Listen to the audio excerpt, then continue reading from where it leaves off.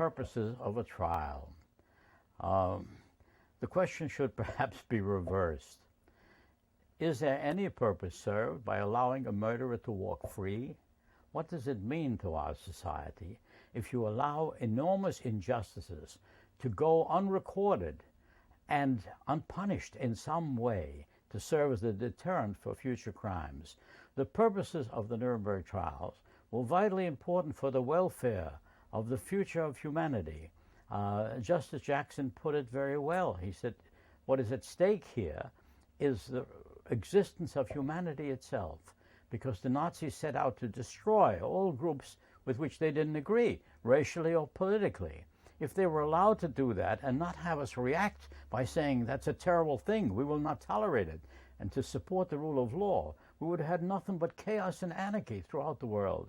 So the purpose was fundamental, to achieve justice for the victims who had been perished, and also to act as a life-saving device for the future. The Holocaust, or the killings which are now known as the Holocaust, were not adequately portrayed, my judgment, in the first trial. We didn't grasp the full measure of Nazi criminality, partly because it was almost incomprehensible why a country as civilized as Germany could be involved in such massive slaughters and such massive crimes of discrimination against whole categories of people. There were evidence, of course, of the liberation of many of the concentration camps, Buchenwald, for example, where I was one of the liberators. I was liberated in other camps, Mauthausen, Ebensee, a whole slew of camps. So we knew that there were terrible things going on, but that it was organized on the highest level and supported by all levels of the government, that only came out in the subsequent trials, in the subsequent history. And if you're going to understand how it's possible to commit such terrible crimes, you must understand the mentality of the murderers.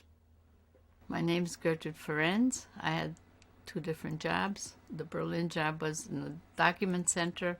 I was processing documents that were going down to Nuremberg. When I got to Nuremberg, finally, about 6 months later, I was hired as administrative assistant for one of the trials, the Krupp trial, actually. But his trial was much more, my husband's trial was much more interesting. I spent more time in his courtroom than in the Krupp courtroom, although I went there too. And essentially it was just running the office. And that's what I did for about 2 years. And so you were an observer in a courtroom during a bunch of I was essentially an observer, yes. And what sort of things did you observe? I observed the trial and the defendants and the interrogations, and it was a very exciting time. Scary in some ways, frightening. The courts were open to the public. Anybody could come. They were the fairest trials you can imagine. We supplied, in my husband's case, he had about 3 or 4 lawyers on his staff, and each of the 22 defendants had 2 lawyers each, so that was 44 against about 4. But they lost the case. They committed the crimes. I didn't worry about anything. So I wrote an article about the fairness of the Nuremberg trials. In fact, I thought they were very unfair to the prosecution because we were outnumbered. They had all the information. We were young American boys usually who didn't know much about Germany, didn't know the language. But we gave them all the documentary evidence that we had 30 days before trial. They could say whatever they liked. It was translated into German and English. They're open to the public. There couldn't be a fairer trial. As Justice Jackson said, they received the kind of a trial which they, in the days of their pomp and power, never gave to any man.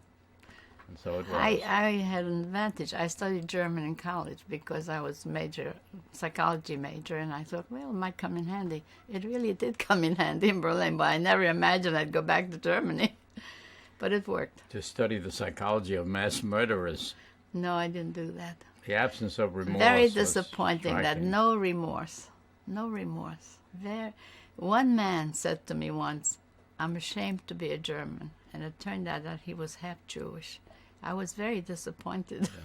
Those who had Really. nothing to be ashamed of were ashamed. And those We who had a lot to knew, be ashamed I of personally denied it. knew about two individuals. One was a nurse and one was a professor who were truly anti-Nazi people. How they survived, I don't know, but they survived. But you knew a couple others. Oh, yeah, of course. Yeah, There were Germans in the concentration camps. It's a big mistake that's to true. paint all the Germans with a Nazi brush. The Nazis were very popular with the public, and they were supported by many people. But there are not many heroes in other countries either who dare to speak out.